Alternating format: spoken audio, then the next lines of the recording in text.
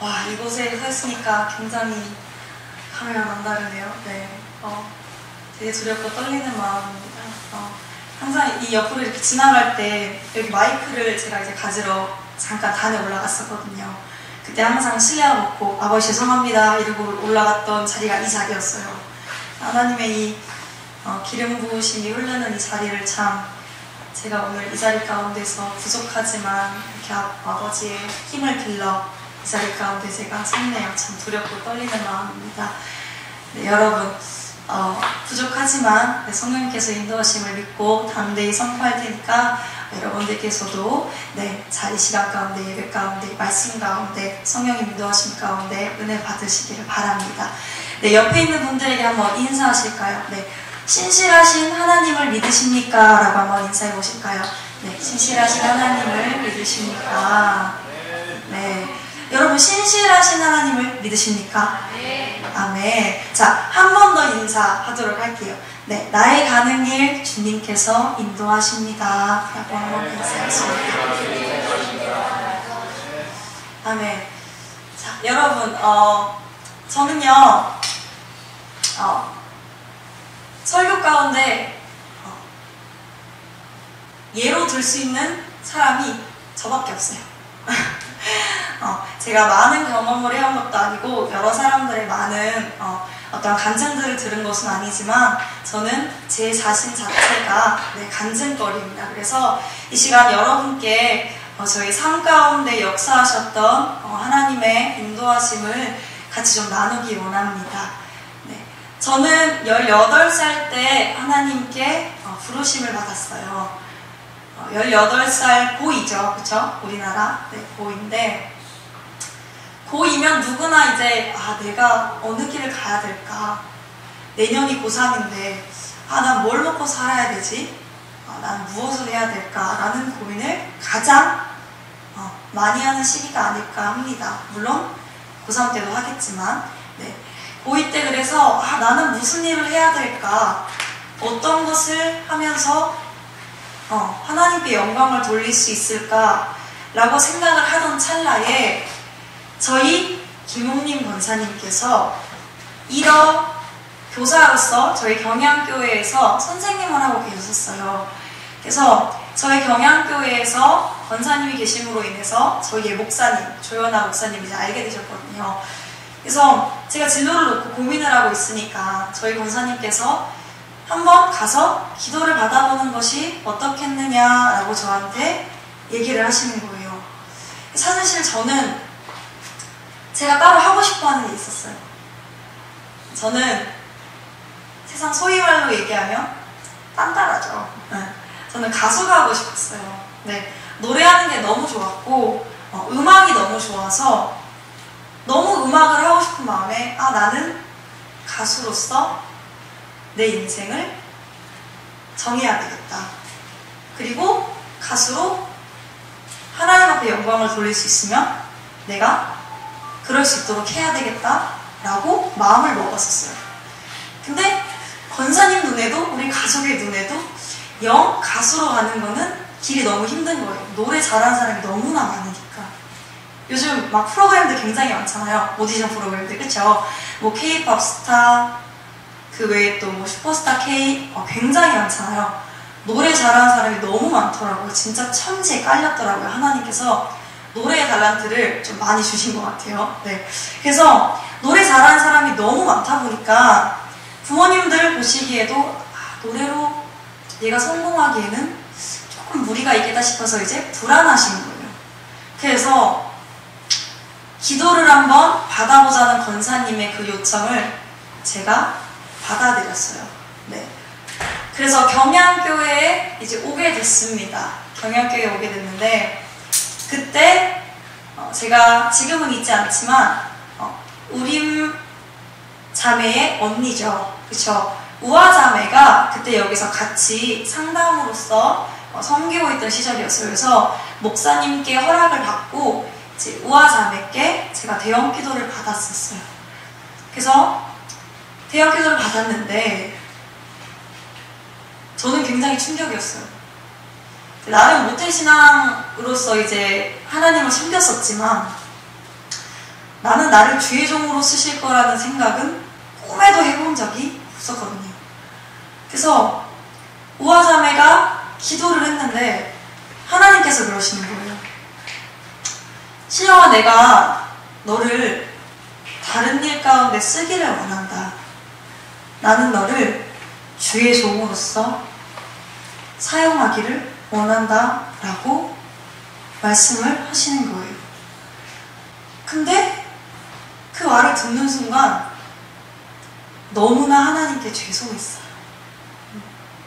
나름 내가 신앙생활을 너무 잘해왔고 나는 내 나름대로 모태신앙으로서 굉장히 예배도 많이 드리고 중학교, 고등학교 진짜 주일성수 안 한 적 없고 그렇게 해나가면서 내가 예배를 드리고 하나님의 자리에 나갔었지만 주의 종으로 사용하실 거라고는 정말 꿈에도 생각을 못했었어요.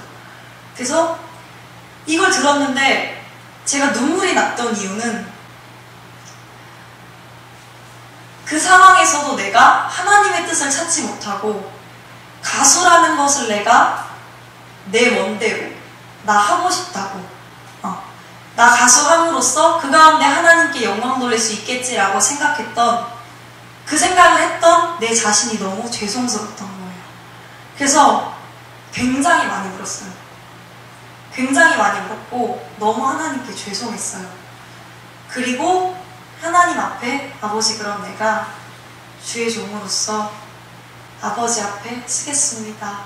하나님께서 원하시는 그 길 내가 순종해서 가겠습니다 라고 결단을 내리게 돼요. 그게 18살 고2의 이신영이라는 학생의 처음 다짐이었습니다. 그때 이제 하나님께서 제 길을 인도해 나가셨는데요. 아마 그게 제 2의 막이지 않을까 싶습니다. 여기 청년들 굉장히 많잖아요. 그쵸? 우리 청년들에게 줄 수 있는 마지막 선물이에요. 마지막 제가 오늘 할 수 있는 마지막 선물인데, 자, 우리 청년들 좀 앞쪽으로 모여서 앉을까요? 네, 물론 다른 분들에게도 해당될 수 있지만 우리 청년들에게 좀 해주고 싶은 설교 말씀입니다. 우리 찬양팀 청년들 좀 앞에 와서 좀 말씀을 들었으면 하는 바람이 있습니다. 감사합니다. 너무 고맙습니다. 그래서 하나님께서 18살의 저를 부르시고 저는 따로 하나님 앞에 나아가서 제 기도를 하기 시작했어요. 아버지, 정말 내가 정말 아버지 주의 종으로서 나아가기를 원하십니까? 나는 사실 굉장히 생뚱맞은 얘기인데 그 길을 내가 정말 가야 되겠습니까? 라고 물어보면서 따로 기도하면서 나아갔어요. 그랬더니 하나님께서 저에게 이사야 말씀을 주시더라고요. 두려워 말라, 놀라지 말라, 내가 너와 함께함이라. 내가 모태에서 나올 때부터 나는 너의 하나님이며 또한 너의 아버지였느니라 라고 얘기하시면서 내가 참으로 의로운 손으로 여기 오른손으로 너를 붙들리라, 내가 정녕 너를 도우리라 얘기하시면서 내가 택한 주의 종은 버리지 아니하니라 라는 말씀을 허락하셨어요. 그래서 그래, 그럼 순종하자. 뭔 생각인지 모르겠어요. 뭔 생각이었는지는 모르겠는데 순종해야 되겠다 라는 마음으로 주의 종의 길을 가자 라고 얘기를 했죠.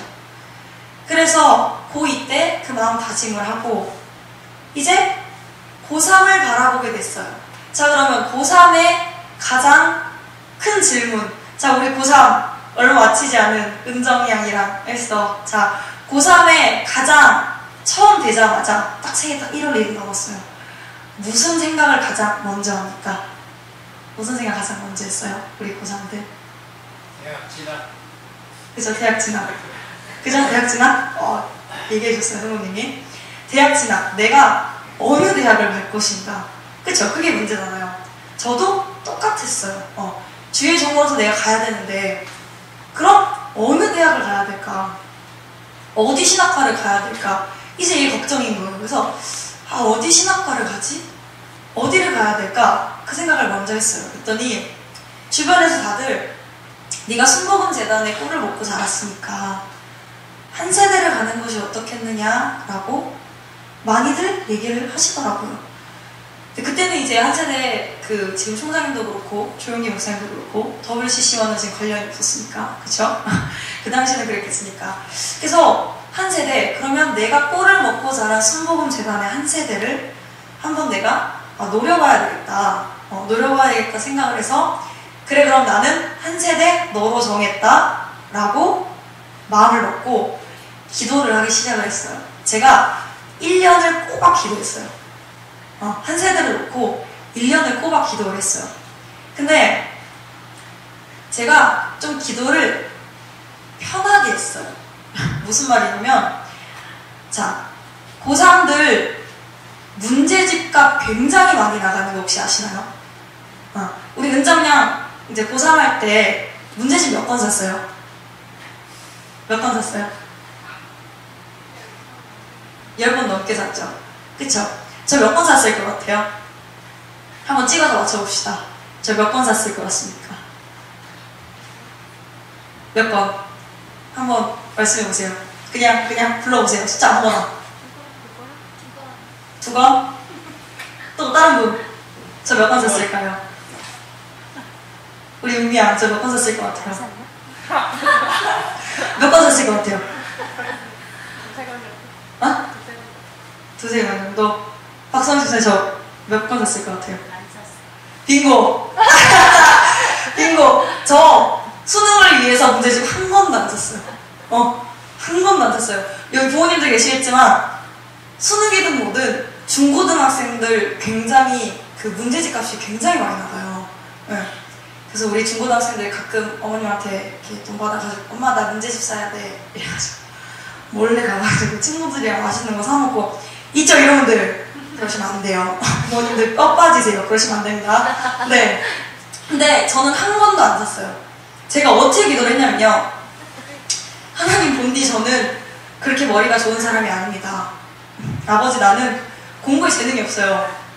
아버지가 공부에 달란트를 안 주신 것 같습니다. 저는 공부엔 재능이 없어요.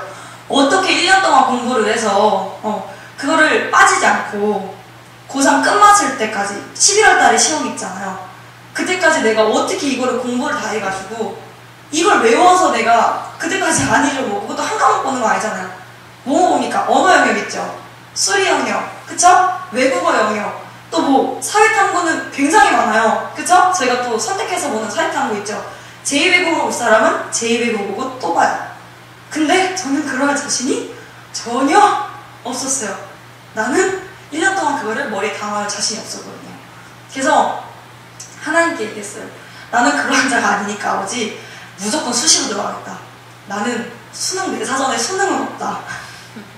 나는 수능으로 절대 못하겠으니 아버지 나는 수시로 들어가게 해달라. 내가 이렇게 편하게 기도를 했어요. 저는 고3에 살이 가장 많이 쪘었어요.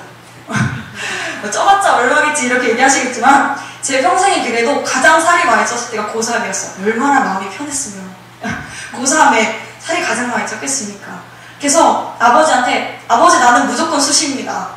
이렇게 얘기를 하면서 하나님께서 주의종으로 부르셨으니까 그쵸, 신학부는 아무나 들어가는 거 아니잖아요. 그쵸, 주의종으로 하나님께서 인도하시니까. 그래서 내가 아버지한테 그랬어요. 나는 수시로 들어가겠으니 하나님께서 직접 나에게 알려달라. 나에게 응답하시고 내가 고3 생활을 정말 하나님만 믿고 나는 수시로 들어가겠다 라고 기도를 했습니다. 그래서 1년간을 그렇게 무릎 꿇고 기도를 했어요. 근데 무슨 일이 있었냐, 한 여름쯤이었나? 거의 반 이상 가니까 여기 부모님들 계시겠지만 지금 중고등학생 애들이 공부를 안 하면 제가 뭐가 되려고 저렇게 공부를 안 하나 이 생각 하시지 않습니까? 솔직히 우리 딸 우리 아들이 공부를 안 해. 학교 갔다 와서 하는 거라고 방에 들어가서 컴퓨터 게임 아니면은 막 기타 쳐 노래해. 제가 뭐가 되려고 그러지? 제가 꿈이 있나? 이런 생각 한 번씩들은 부모님 아마 해보셨을 거예요. 자식 키우시면서. 그쵸? 그러시지 않으십니까? 아닌가요? 저희 부모님 역시 또한 그러셨어요. 특히 저희 권사님이 제가 하나밖에 없는 손녀잖아요. 외손녀잖아요. 걱정이 굉장하셨어요. 네. 저는 저희 가정에서 거의 하나 바라보는 진짜 소망. 말 그대로 HOP 진짜 호프였어요. 네가 잘 돼야지 내가 마음이 편하고 너는 무조건 잘 돼야 된다. 제가 이제 외동이다 보니까 저를 바라보시는 게 굉장히 많았거든요. 그래서 얘가 뭘 잘해야 되는데 아무것도 안 하고 공부도 그렇게 하는 것 같지도 않고 고3인데 문제집도 안 사. 저 학원도 안 다녔어요. 과외도 안 했거든요. 그냥 하나님만 믿고 하나님 위해서 공부하는 거니까 아버지께서 알아서 지혜 주시고 알아서 패스 시키시겠지 싶어서 학원도 안 가고 과외도 안 다녔어요. 우리 우림양의 가장 큰 사건을 혹시 아시는 분 계십니까?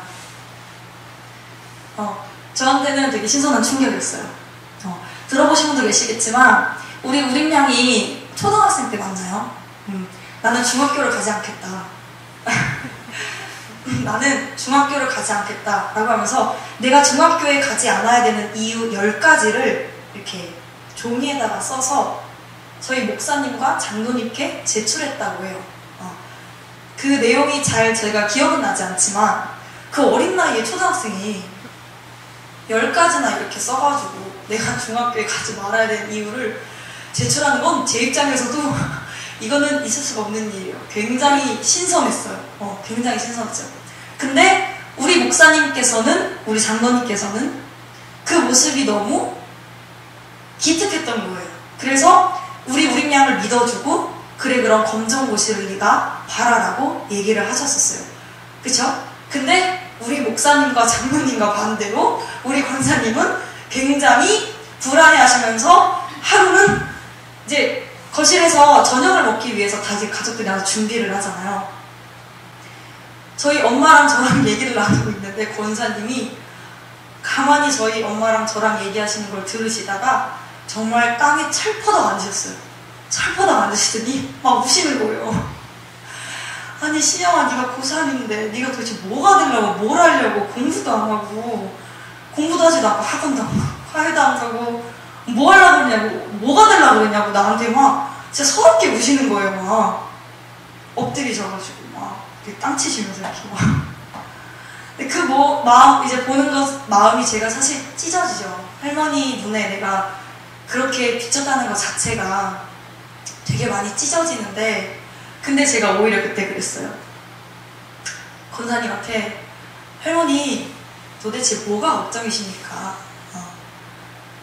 하나님 손녀가 하나님께서 주의 종으로 쓰시겠다고 하시는데 나 그거 믿고 지금 기도하고 있는데 아버지께서 쓰시겠다 하시면 당연히 하나님께서 붙게 하실 텐데 뭐가 그렇게 불안하십니까? 제가 권사님한테 이랬어요. 그리고 권사님을 달래서 방으로 들여보냈어요.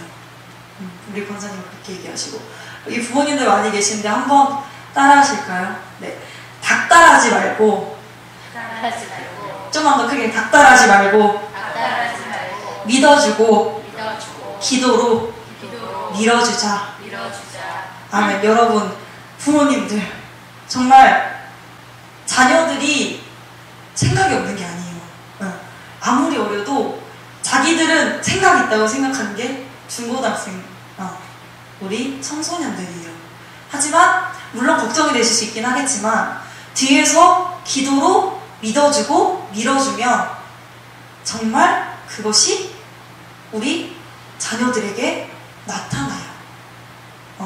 여러분께서 믿어주는 만큼 엄마 아빠가 나를 믿어주는구나 라고 생각하면서 공부할 수밖에 없어요. 웬만한 생각이 없는 우리 청소년들이 아닌 이상 정말 다들 그래요. 우리 목사님과 장로님께서 그러하셨던 것처럼, 우리 우림양을 믿어줬던 것처럼. 우리 우림양 얼마나 잘 자랐어요. 정말로 경영학과 지금 들어가가지고 저는 경영학과 콩도 먹고요. 얼마나 공부할 게 책이 많기만 해요. 한 권당 많기만 한데 그걸 공부하는 걸 보니까 참 목사님과 장로님께서 믿어주고 정말 기도로서 끝까지 우림양 밀어줬구나라는 생각이 들더라고요. 그래서 권사님이 저한테 그렇게 대하실 때 제가 권사님을 달래서 방으로 들여보냈어요. 근데 방에 딱 문을 닫고 들어왔는데 순간적으로 불안감이 틈타고 들어오는 거예요. 내 마음 가운데. 잘 기도를 해왔는데 권사님 그 우시는 그 모습에 순간적으로 나도 그렇게 얘기를 하고 들어왔지만 마음 가운데 불안함이 살짝 틈탄 거예요. 그래가지고 정말 곡하면서 기도했어요. 아버지, 내가 아버지 하나 믿고 하나님께서 인도하실 거 믿고 기도하는데 저렇게 권사님께서 이렇게 울면서 하시는데 참 아버지, 내가 마음이 아픕니다. 하나님께서 저를 정말 주의 종으로 쓰시기를 원하시는 거 맞으십니까? 라고 마음 가운데 한 번 더 의문점이 생겨버린 거예요. 그래서 굉장히 울면서 기도를 해서 1시간 넘게 운 것 같아요. 1시간 넘게 울었어요, 정말로. 근데 1시간 넘게 기도하는 와중에 정말 하나님께서 말로 표현할 수 없는 평안함을 저희 마음 가운데 부어주시더라고요. 그러시면서 저희의 입술을 들어서 감사 기도를 드리게 하셨어요. 하나님, 나를 한 세대에 붙이시니 너무나 감사합니다.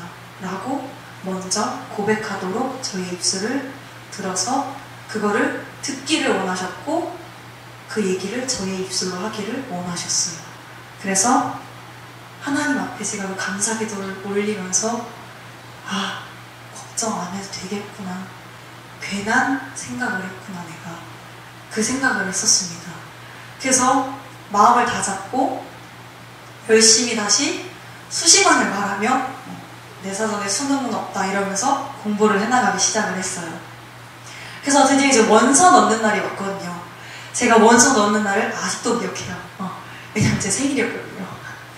제 생일날에 원서 넣으러 가는 기분을 아시니까 여러분.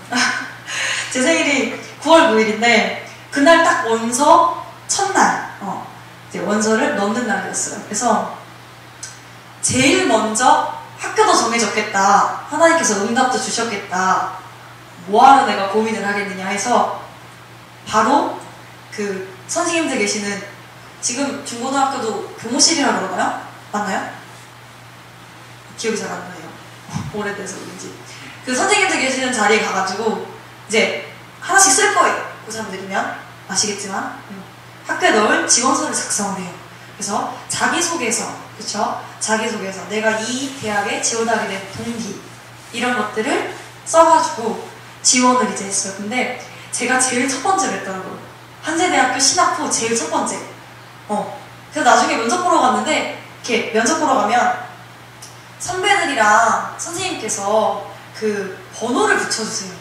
번호를 붙여주는데 제 가슴에 진짜 딱 1번을 제대로 이렇게 붙여주시더라고요. 제일 첫 번째로 지원을 했어요. 제일 첫 번째로. 그래서 지원서를 딱 넣었어요. 근데 아시겠지만 고3은 지원서를 넣을 때 두 가지 전형이 있어요. 다른 과도 그랬는지 모르겠지만 저희 신학부는 두 가지가 있었는데 하나는 목사님 추천자, 목사님의 추천을 받아서 신학부에 들어갈 수 있는 그 전형이 있었고 하나는 그냥 신학부에 지원하는 일반 전형이 있었어요. 근데 보통은 목회자님 추천서를 쓰면 상식적으로 생각해보세요. 목회자님께서 추천서를 써줬어. 그러면 만약에 어느 정도 이제 좀 지위가 좀 이렇게 있으시거나 이렇게 얘기를 하면 안 되지만 명예가 있으신 분의 추천서를 받아서 갔어요, 내가. 그럼 학교 측에서 그냥 볼 때 아무리 신학부라 그래도 그런 분의 거를 가져갔어. 그러면 이 사람이 그러한 목사 밑에서 신앙생활을 했고 그러한 목사 밑에서 자랐구나를 알면 당연히 그 사람을 조금이라도 특별하게 생각할 것 같지 않으세요, 여러분? 그렇지 않을까요? 그쵸? 그래서 보통은 목회자 추천으로 굉장히 전형서를 많이 넣습니다. 근데 그때 제가 마음에 딱 든 게 뭐였냐면 그럼 그만큼 목회자 추천서를 정말 써서 들어가는 사람이 많으면 그만큼 경쟁률도 높지 않을까라는 생각이 든 거예요. 그래서 이거를 내가 목회자 추천으로 안 넣고 일반 전형으로 한번 넣어보자. 한번 모험을 해보자. 이 생각을 했어요. 그래가지고 강하게 하나님께서 일반 전형에 넣으라는 마음을 주시길래 목회자로 안 넣고 일반 전형으로서 넣었어요. 모험을 했어요, 진짜. 모험을 딱 했어요. 그래서 면접을 딱 이제 면접날이 돼서 면접날이 10월달이면 그랬을 거예요. 1차는 붙었다고 통보가 왔고 2차가 면접인데 눈이 굉장히 왔었거든요. 딱 그날 가서 1번 여기 딱 수험표 붙여가지고 이시냐 그래서 딱 갔는데 제가 다른 남자 아이랑 같이 들어갔었거든요. 아 근데 질문을 제가 1번이잖아요. 저한테 계속 먼저 하시는 거예요. 그럼 상대적으로 저랑 같이 들어간 사람은 저 얘기하는 동안 생각할 수 있잖아요. 그죠?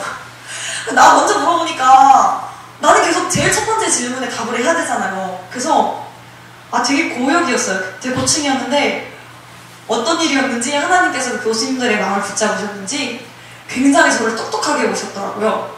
굉장히 똑똑하게 보시고 이 옆에 있는 아이도 쟤 되게 말 잘한다 이 생각을 했대요. 나중에 이제 이 친구도 결국은 붙었거든요. 근데 이 친구는 수시를 떨어졌어요. 수능으로 들어왔는데 나중에 저한테 얘기해 주더라고요. 너 되게 말 잘하게 생겨가지고 내가 굉장히 좀 이렇게 소위 말하면 좀 꼴렸었다 이렇게 얘기를 하더라고요. 근데 질문을 받았는데 질문이 굉장히 어려웠어요. 굉장히 어려웠었어요.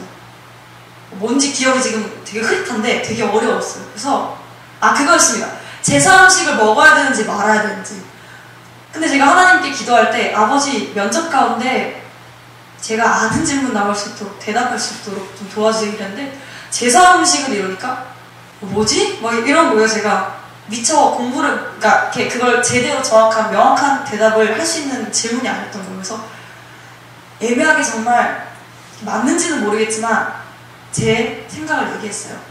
제사 음식은 먹어서 안 된다. 거기에 귀신의 영이나 이런 분들을 이제 불러드리는 그런 영이 있기 때문에 제사를 분명히 하지도 않을 뿐더러 만약에 하게 된더라도 먹으면 안 된다라고 얘기를 제가 했어요. 하고 딱 면접을 하고 나갔는데 내가 이걸 잘 대답을 했나? 라는 생각이 들더라고요. 그래서 어떻게 될까? 이 생각을 하면서 그냥 믿고 계속 기도했어요. 아버지께서 교수님들의 마음을 돌리시겠지. 되게 담대하지 않아요? 처음에 기도할 때는 수능을 안 봐. 난 수시로 하겠어. 이렇게 기도하더니 이제는 교수님의 마음을 하나님께서 붙잡으시겠지. 이러고 기도를 했어요. 이러고 기도를 했는데 저희 반에서 제일 첫 번째로 합격 통보를 받았어요. 쭉 합격 한세대학교 신학부. 받자마자 엄마한테 전화했거든요. 되게 친구들이 부럽게 쳐다보더라고요. 근데 전 당연한 결과였어요. 왜냐? 기도했으니까. 붙이신다고 응답 주셨으니까. 전 당연한 결과였던 것 같아요. 그래서 그렇게 신학부를 들어가게 되었습니다. 전 지금 생각해보면 한번 일반 전형으로 넣어볼까? 라고 생각했던 게 성령님께서 제 마음 가운데 주셨던 것 같아요. 왜냐면 목회자 추천으로 그 당시에는 제가 다른 교회를 섬겼었는데 지금 저희 경영교회 말고 똑같이 저랑 같은 해에 목회자 추천으로 그 아이는 전형을 넣었고 저는 일반 전형으로 넣었거든요. 근데 그 아이는 떨어졌어요. 그리고 저는 붙었어요. 물론 그 아이도 기도를 하긴 했겠죠. 근데 내가 만약에 목회자 추천으로 넣었었더라면 사실 어떻게 또 결과가 났을지 일단은 모르는 거예요. 어떻게든 하나님께서 붙이셨긴 하겠지만 일반 전형을 안 넣고 목회자 추천으로 넣었으면 또 어떻게 됐을지 모르는 일인 거예요. 나에게는 가장 적합한 방법으로 하나님께서 마음의 감동을 주셔서 일반 전형으로 넣게 하셨던 것 같아요. 그래서 그렇게 이제 신학부, 한세대학교 신학부를 10학번으로 무사히 들어가게 됐습니다. 그리고 제가 저희 교회 섬기던 데에서 20살부터 이제 대학교 올라가서부터 유아유치부를 봉사를 하기 시작했어요. 몇 살부터냐? 깐난아기부터 시작해서 초등학교 들어가기 전 나이까지를 이제 제가 유아유치부 선생님으로 이제 돌보게 됐었어요. 그래서 저희 이제 같이 교회를 섬기는 청년들 대학교를 같이 올라간 친구들과 같이 이제 봉사를 하기 시작했는데 제가 아이를 굉장히 좋아해요. 네.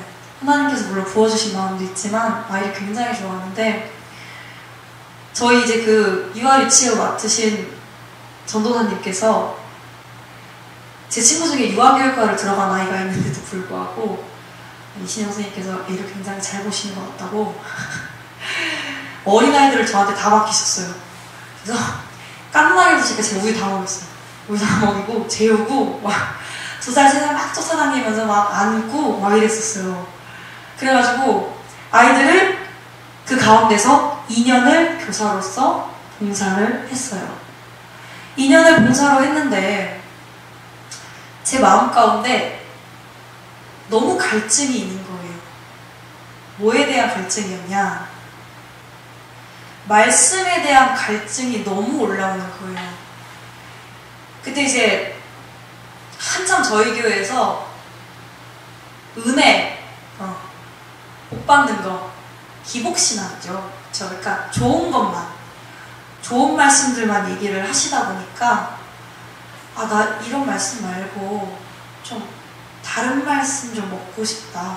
다른 꼴 좀 먹고 싶다. 라는 생각이 이제 마음 가운데 일기 시작했어요. 너무 이제 갈증이 나는 거예요. 그래서 내가 어디 교회를 가야 좋을까? 라고 생각을 하던 찰나에 경양교회가 있구나 라는 생각이 퍼뜩 제 머릿속을 스쳤어요.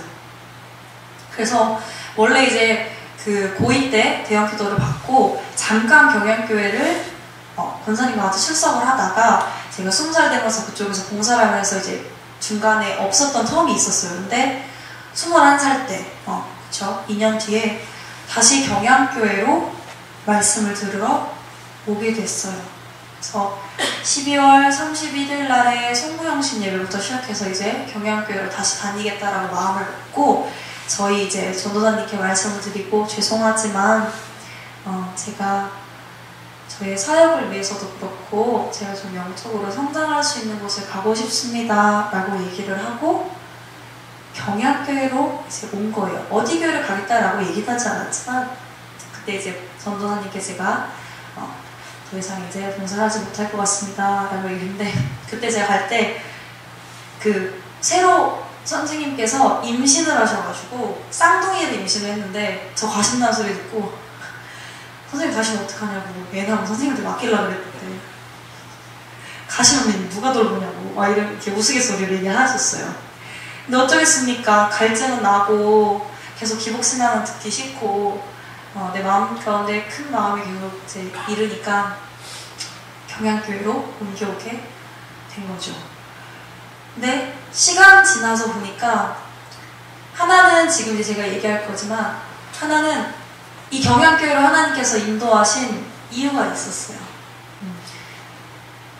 다른 하나는 뭐였냐면 지금 하나는 좀 이따가 말씀드릴 거고 하나는 뭐였냐면 제가 나중에 알게 됐는데 저희 제가 섬기던 교회 당회장 목사님께서 좀 안 좋게 좀 안 좋은 불미스러운 일이 좀 있으셨어요.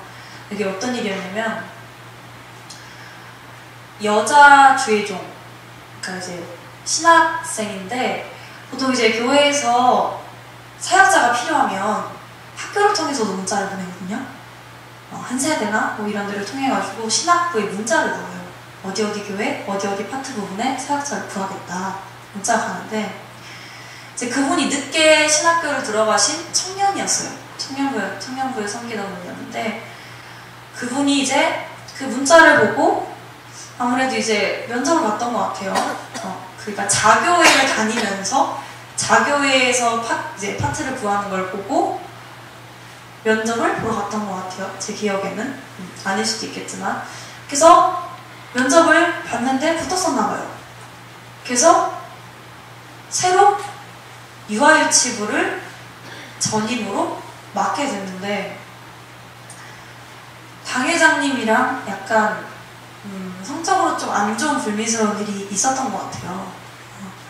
그래서 기사에도 났었다고 하더라고요. 나중에 알았는데 그래서 그 교회 당회장 목사님이랑 주회장이랑 불미스러운 일이 일어나가지고 말칵 뒤집어진 거예요. 근데 그걸 제가 생각을 해보니까 저도 주회장이었잖아요. 그죠? 그리고 그 교회를 다니고 있었고 사실 저한테도 그 문자가 왔었어요. 근데 내가 이 교회에서 자라났는데 여기서 면접을 보면 좀 그러하겠다라는 생각에 그냥 넘겼었거든요. 근데 하나님께서 저는 피하게 하셨다는 생각이 들더라고요. 나중에 어찌 보면 그 자리에 있을 수도 있었어요. 어찌 보면 물론 저는 그것이 정말 그러한 일이 두 분에게 일어났는지는 몰라요. 저는 비판하기도 부족한 죄인이고 판단하기도 그럴 만한 사람이 아니기 때문에 저는 모르겠어요. 하나님만 아시겠지만 그러한 상황 가운데 처하여질 수도 있을 수 있었다라는 거. 그래서 너무 감사했어요. 내가 경양교회로 하나님께서 인도하셨구나. 이 이유 중에 하나가 또 그러한 부분이 있었겠구나 라는 생각에 너무 감사하더라고요. 나중에. 그래서 그걸 이제 나중에 알고 일단 잖아요. 그쵸? 근데 경양교회에 왔는데 내가 경양교회에 온 이상 뭘 해야 되겠다라는 생각이 들었는데 유아 유치부에서 내가 봉사를 했었으니까 여기서도 유초농부를 봉사를 해야 되겠다라는 생각과 더불어 제가 그쪽에서 중고등부 때 찬양을 싱어로서 계속 섬겼었어요. 그래서 내가 찬양을 하나님 앞에 드리고 싶다라는 생각이 들어서 싱어로서 섬기고 그리고 유초등부를 선생님으로서 섬겨야 되겠다라고 생각을 하고 이제 목사님께 말씀을 드리고 새해부터 봉사를 해야 되겠다라고 생각을 했었죠. 결단을 했어요. 목사님께 허락을 받고. 근데 이게 무슨 일이지? 갑자기 유초등부를 맡으셨던 전도사님께서 유초등부를 못 맡으신다는 얘기가 나오고 찬양팀을 인도를 하신다고 했던 분이 갑자기 일이 생겨서 인도를 못하겠다라고 목사님과 얘기가 됐다는 거예요. 아니 분명히 그 전까지만 해도 잘 해봅시다 라고 얘기했던 유초등부 전사님께서 못하신다고 얘기를 듣자고 하니까 저는 이제 벙찐 거죠. 어떡하지? 거기다가 인도자 자리도 없어. 찬양 인도자 자리도. 이걸 어떻게 해야 될까? 근데 가만 보니까 목사님께서 가만 보니까 그러면 찬양 인도 자리랑 유초등부 자리가 비잖아요. 주의 종인데 시킬 사람이 누구밖에 없어? 저밖에 없는 거예요. 그 당시에는 지금처럼 청년들이 이렇게 많지 않았으니까 저 다 이제 중고등학생들이고 보니까 저밖에 없는 거예요. 그래서 갑자기 신분이 상승했어요. 이렇게 얘기하면 안 되겠지만 갑자기 선생님과 찬양팀 싱어로 봉사를 하려고 왔는데 유초등부 전도사랑 찬양 인도자 자리를 맡게 된 거예요. 우리 목사님 모르시겠지만 그게 하나님의 계획 중에 하나였답니다. 경양교회에 와서 네가 2년을 유아 유치부를 저쪽 교회에서 봉사를 했으니 그거에 만족하지 말고 이제는 신학부 2학년이 됐으니까 네가 영적인 성장이 더 필요하고 자라나야 되겠다 싶으셨던 것 같아요. 그래서 두 분이나 나가게 하시고 그 자리에 저를 하나님께서 부족한데 세워주셨어요. 그래서 유초등부를 맡고 인도자 자리에 서게 됐습니다. 근데 뒤돌아보면 하나님께서 다 그 자리 가운데 쓰게 하시기 위함이었어요. 중고등부 때 싱어를 굉장히 오래 있어서 어떻게 인도를 해야 되는지도 옆에서 가장 잘 봐왔었고 교사로서 인내를 섬겼었기 때문에 아이들에게 어떻게 말씀을 가르쳐야 되며 어떠한 것을 사용해야 되는지 미리 다 보고 왔잖아요. 그렇죠?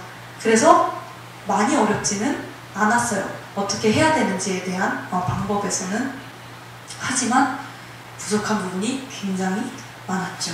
설교를 해본 적도 없고 그리고 콘티를 어떻게 짜는지를 알지만 실제적으로 몇 곡을 짜야 되고 뭘 어떻게 해야 되고 어떻게 하는지 아무것도 모르잖아요. 옆에서 보긴 봐왔어도 내가 짜는 건 다르니까. 그쵸?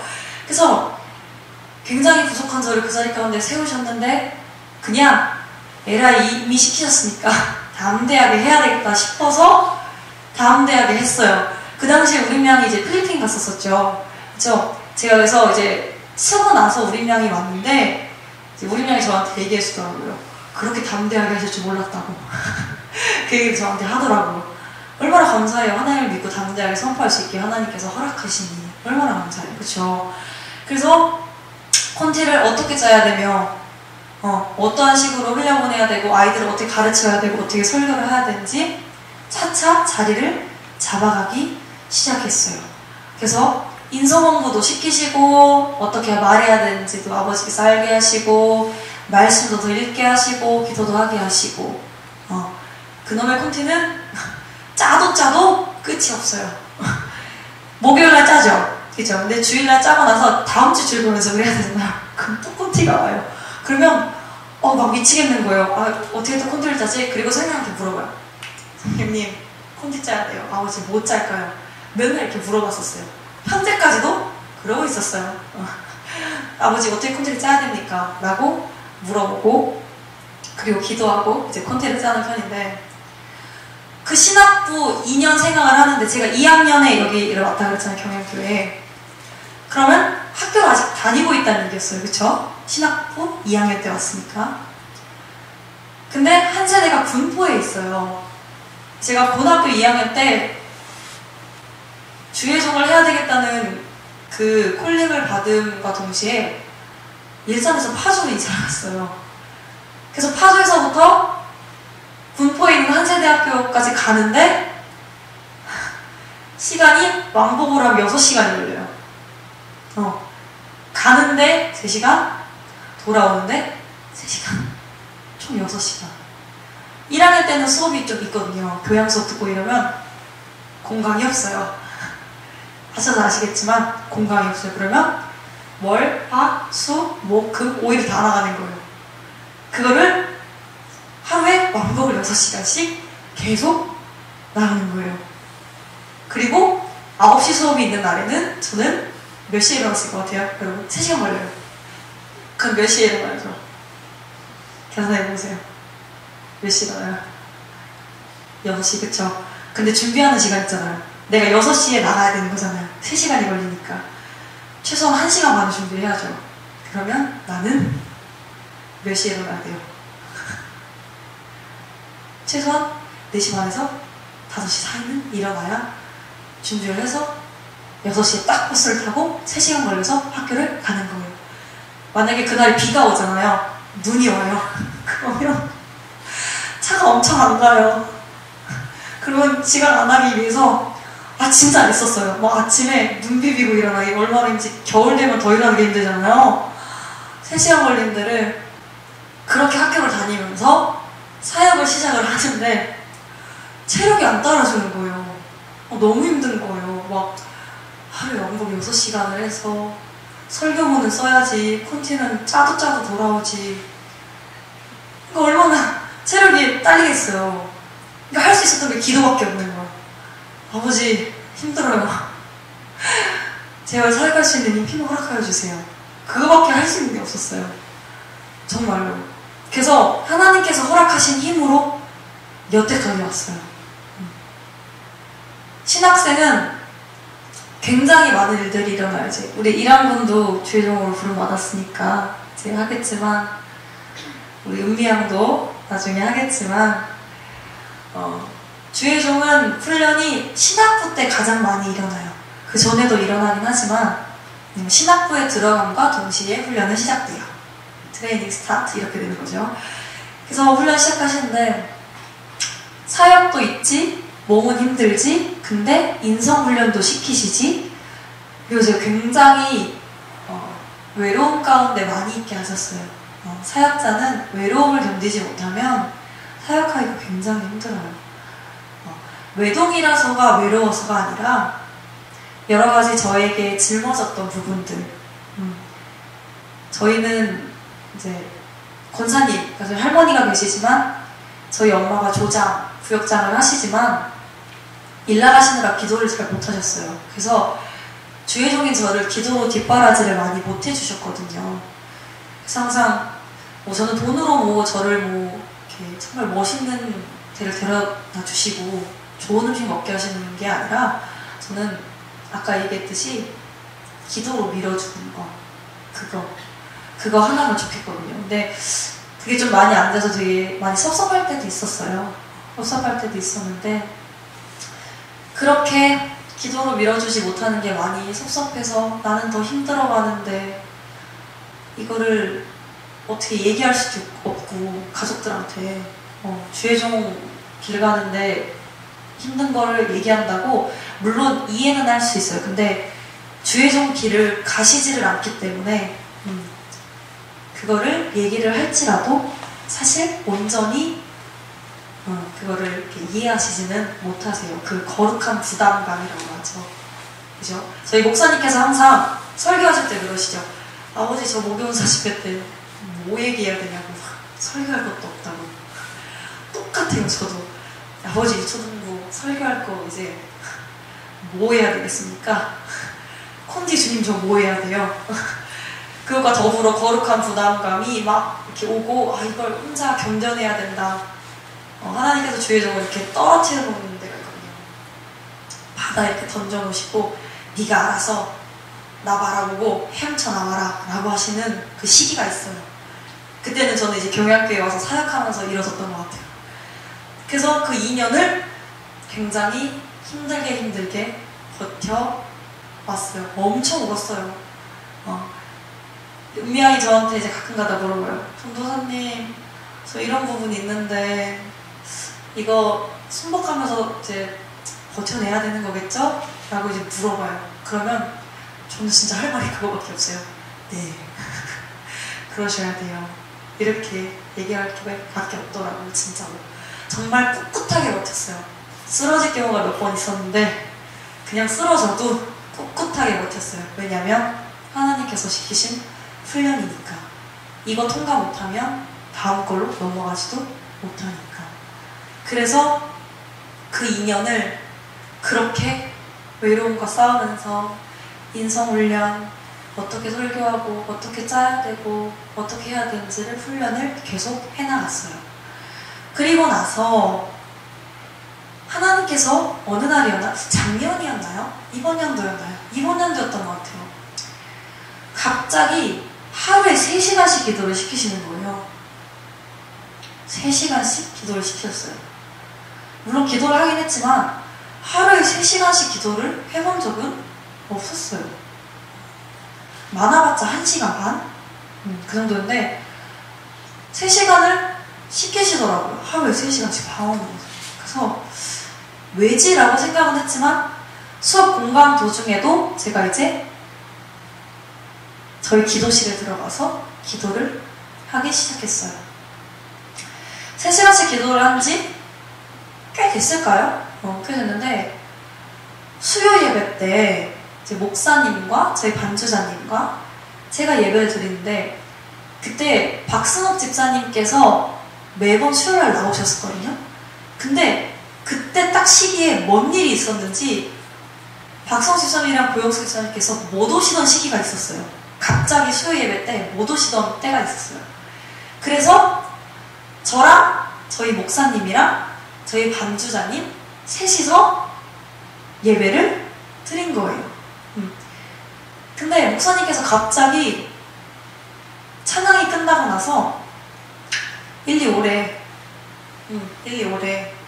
그래서 반주자님이랑 저랑 두 명 다 여기 모여서 예배를 드리자는 거예요. 동그랗게 모여가지고 항상 그냥 반주하시고 저도 앉아서 예배를 드렸었는데 그래서 선생님께서 그렇게 하라고 하셨다고 하시니까 오늘 뭔가 좀 나누게 하시려나? 이 생각 갖고 이렇게 왔어요. 앞자리에 와서 이사야 말씀을 계속 나누는데 갑자기 목사님께서 그러시는 거예요. 성령께서 이 질문을 하라 그랬다 그러시면서 지금 기도하고 있는 것이 무엇이냐라고 저한테 아마 질문을 했었던 것 같아요. 그러시면서 뭘 원하냐고 이렇게 질문을 하시라고 하셨다고 하시는 거예요. 저한테 먼저 물어보셨었는데 제가 그때 갑자기 눈물이 왈칵 쏟아지면서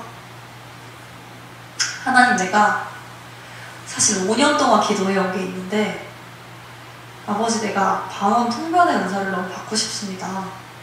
내가 이 기도를 18살 때부터 했어요.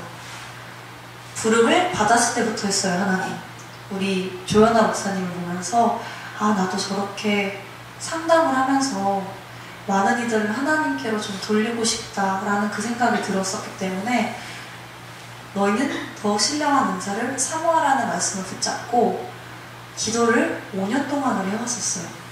5년 동안 해왔었는데 징하게 안 들어주시더라고요. 근데 아직 때가 아니었었던 것 같아요. 하나님 기준에서.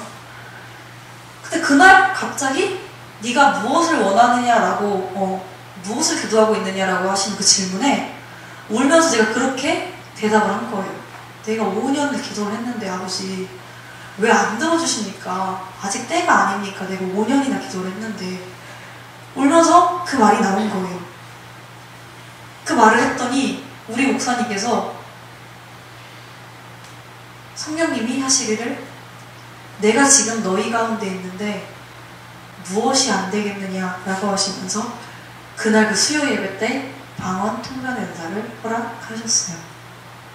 그래서 5년 만에 2년 사역하면서 여러 가지 훈련 거쳐가면서 3시간 기도를 시키시더니 방언 통변의 은사를 허락을 하셨어요. 그날을 아직도 잊지를 못해요.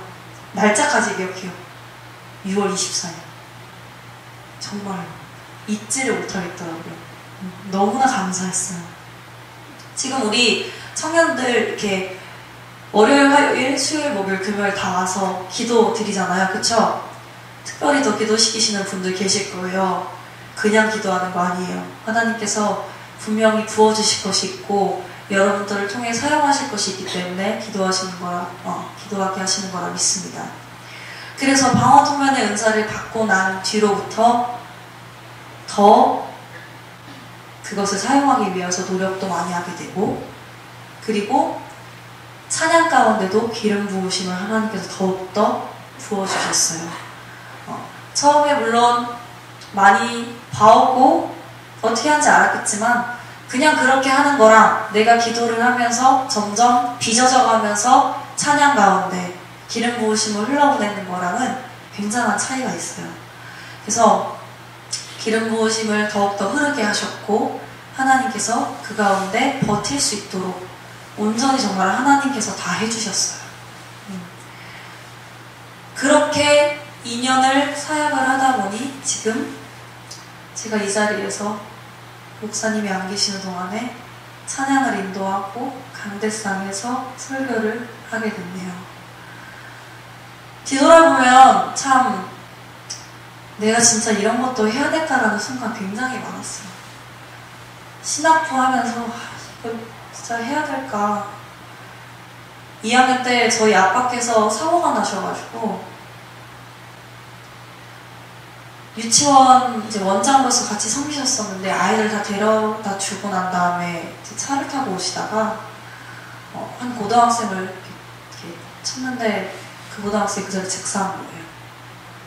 분명히 신호등을 보고 좌회전을 하셨는데도 불구하고 이제 고등학생 아이가 배달하려고 이제 오토바이를 타고 오다가 헬멧도 안 쓰고 오다가 이제 저희 아빠가 운전하시는 차에 이제 와가지고 재판이 몇 번이나 이렇게 무마됐었지만 결국은 1년형을 선고받고 이제 교도소에 들어가시는 상황까지 일어나게 돼서 저랑 저희 권사님이랑 저희 엄마랑 여자 셋이서 살기 굉장히 힘들었어요. 근데 하나 제가 믿을 수 있었던 건 하나님께서 분명히 다 뭔가 계획이 있으셨겠지, 이 마음이었어요. 그래서 꿋꿋하게 1년 버텨냈었던 것 같아요. 뭐 그런 것뿐만 아니라 사역하면서도 거룩한 부담감을 2년간 껴안으면서 항상 통로로서 내가 이 자리 가운데 교회로서 맨날 씻고 정결한 모습 가운데 여러분에게 좋은 것만을 내가 흘려보내야 되는, 선한 영향력을 끼친 자여야 된다는 그 부담감이 굉장했어요. 하지만 버텨내야 했기에 그래서 버텼던 것 같아요. 오직 하나님의 능력으로. 너희는 너희의 명철을 의지하지 말고 너희를 인도하는 내 하나님 여호와를 의지하고 신뢰하라. 그리하면 내 길을 지도하시리라. 사람이 그 길을 계획할지라도 그 길을 인도하신 이는 하나님이시니라. 믿으십니까, 여러분? 힘들었지만 하나하나 따지고 보면 지금 여러분께 제가 말씀드린 것이 정말 짜임새 있게 정말 하나님께서 그 가운데로 다 인도하셨었어요. 18살 때 부름받게 하시고 신학교도 들어가게 하시고 또한 교회도 옮기시게 하셔서 이 가운데 영적인 성장도 이루게 하시고 여러 가지 사역 가운데 더욱더 하나님께서 단련시키시고 하나님의 일은 항상 시간이 지나고 나아 봐야 아는 것 같아요.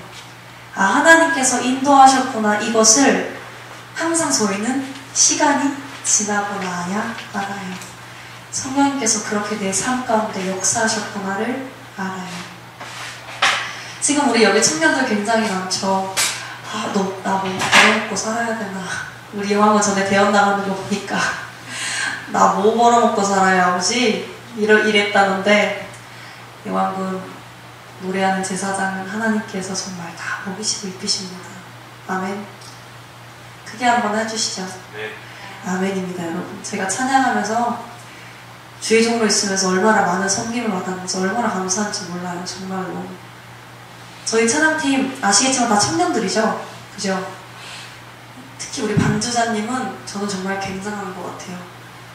사실상으로 따지면 제가 반주자님보다 나이가 어리거든요. 나이가 어려요. 그리고 여기 우리 찬양팀도 다 있지만 그냥 다 세상 나가면 언니 누나 하는 나이잖아요. 근데 꼬박꼬박 전도사님이라고 부르면서 그 하나님께서 주신 그 주권 아래 권위 아래 세우셨다고 인정해주고 따라주고 너무 고마워요. 잘 말은 하지 않아도 너무너무 고마워요. 너무 감사하고 이런 청년을 또 어딨나 싶고 여러분들의 삶들 또한 여러분들의 삶 가운데 모든 계획들을 하나님께서 참 인도하시기를 정말 예수님의 이름으로 축복합니다. 네, 그래서 그렇게 인도함 가운데 걸어오다 보니 정말 하나님의 인도하심을 믿게 되더라고요. 아버지께서 계획하시는구나. 하나님께서 다 인도하시는구나. 어느 것 하나 뺄 거 없이 정말 짜임새 있게 아버지께서 인도하시는구나. 지금 혹시 걱정하시는 분들 계시나요? 마지막 때 남은 거 어떻게 살아가야 되나? 어떻게 나아가야 되나? 걱정하시나요? 아, 뭐 해야 되나? 뭐 먹고 사나? 이 걱정하시나요, 여러분? 걱정하지 마시고 인도하시는 하나님을 바라보시고 믿으시기를 바랍니다. 필히 하나님께서 인도하시고 아버지께서 그 계획 가운데 있도록 허락하십니다. 여러분께서 기도하실 것은 단 한 가지예요. 하나님, 내가 어떠한 곳에 있든지 간에 하나님께서 원하시는 그곳 가운데 있을 수 있도록 허락하여 주세요. 성령님, 그 가운데 있을 수 있도록 아버지의 계획 가운데 내가 서 있을 수 있도록 인도하여 주세요. 마지막 때잖아요. 그쵸?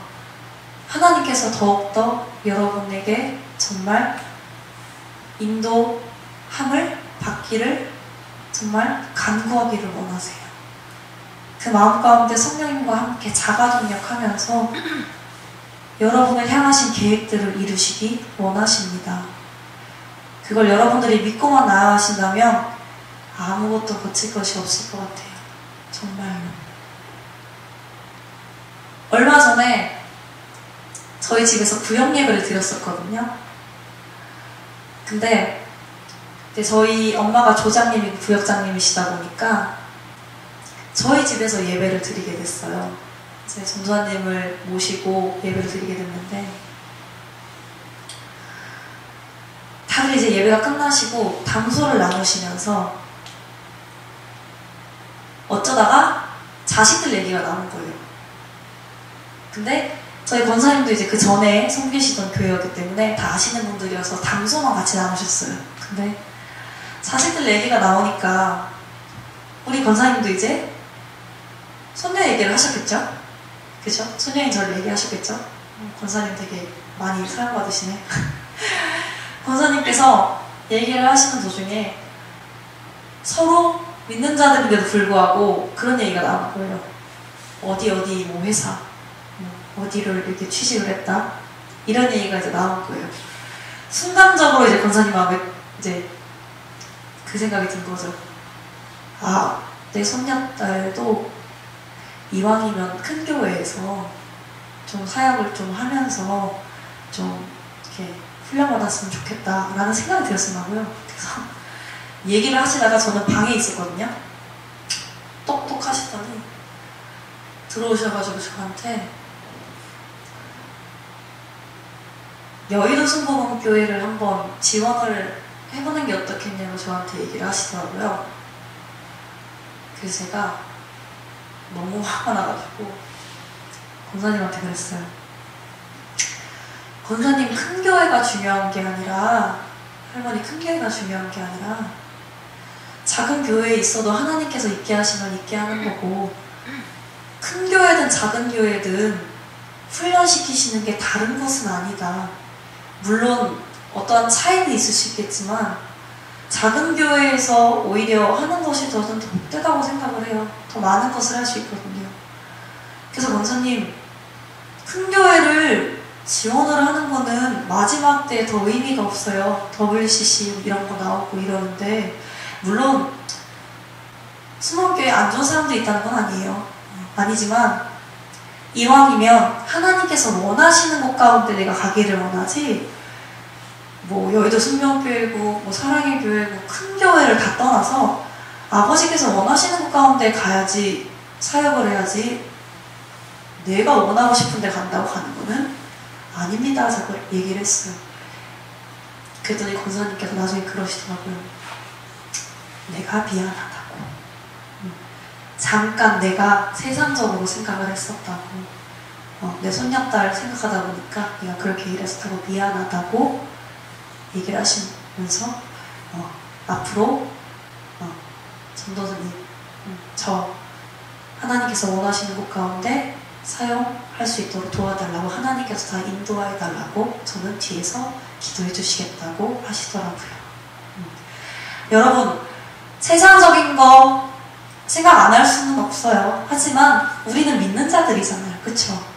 마지막 때를 준비하는 신부들이라면 하나님께서 계획하시는 것을 믿고, 하나님께서 인도하시는 것을 믿고, 어느 자리 가운데 있든지 간에 그 자리 가운데서 사역자는 사역자대로, 섬기시는 자는 섬기시는 자대로 그곳 가운데서 정말 섬기신다면, 여러분께서 하나님께서 데리러 오실 그날까지 여러분들의 정말 삶을 책임지고 인도하시고 계획하실 줄 믿습니다. 정말 그래서 여러분들이 하나님께 기도로 나아가고 믿고, 하나님의 인도하심을 믿고 그 계획 안에 거할 수 있게 도와달라고 기도하는 저희 성도분들 되기를 정말 예수님의 이름으로 축원드립니다.